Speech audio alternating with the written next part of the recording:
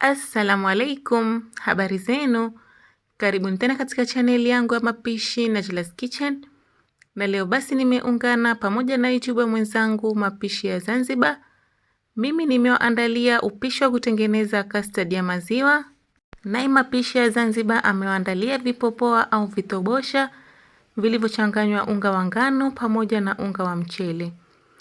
Usikose kwenda kuangalia video ya mwenzangu na linki ya pishi lake hilo zuri nitaweka hapo chini katika description box. Na usisahau kusubscribe katika channel yangu na kugusa kengele itakayokuja baada ya kusubscribe ili usipitwe na video zangu za kila wiki.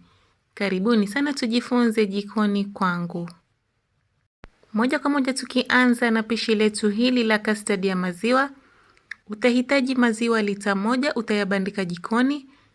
Kisha utafuatilia na kupima sukari kikombe kimoja. Mimi nimetumia measuring cups, lakini hapo sukari unatakiwa uweke 250 grams, na ukiwa ni mpenzi wa sukari basi unaweza ukaongeza sukari yako. Koroga vizuri sukari yako, na baada ya kukoroga utafuatilia na kuweka vanila kifuniko kimoja. Huku maziwa yako yakiendelea kutokota, basi utahitaji custard powder kama hiyo hapo, pamoja na maji nimepima kikombe kimoja. Custard powder utaweka vijiko 3 vya kula kama hivyo mnavyoona hapo katika video. Changanya vizuri custard yako kama hivyo.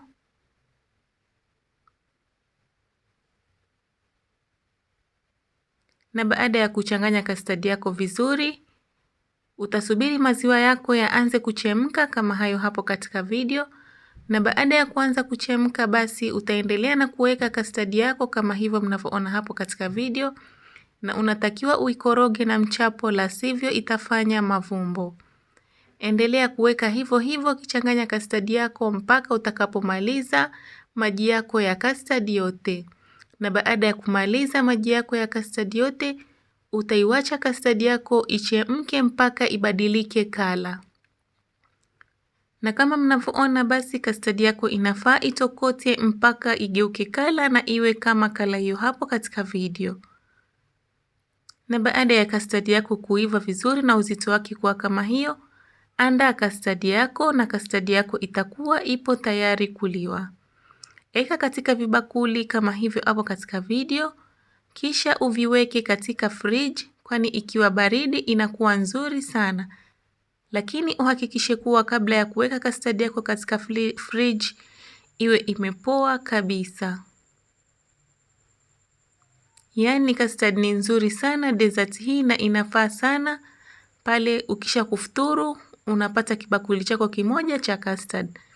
Basi mimi nimependelea kupamba na zabibu kwa juu, nawe unaweza ukapamba kwa njugu ama kwa lozi, ama kama hauna vitu vyote pia unaweza kuiwacha hivyo hivyo. Yaani custard hii ni tamu na ni tamu sana ajabu. Hope na wewe utajaribu nyumbani kwako. Asanteni sana kwa kutazama video yangu. Hope mumeipenda hii recipe na nyinyi mtajaribu. Kama wewe ni mgeni katika channel yangu, tafadhali na kuomba usiache kusubscribe pamoja na kulike na kucomment hapo chini na kugusa kengele itakayokuja baada ya kusubscribe ili usipitwe na video zangu za kila wiki. Asanteni na kwaherini.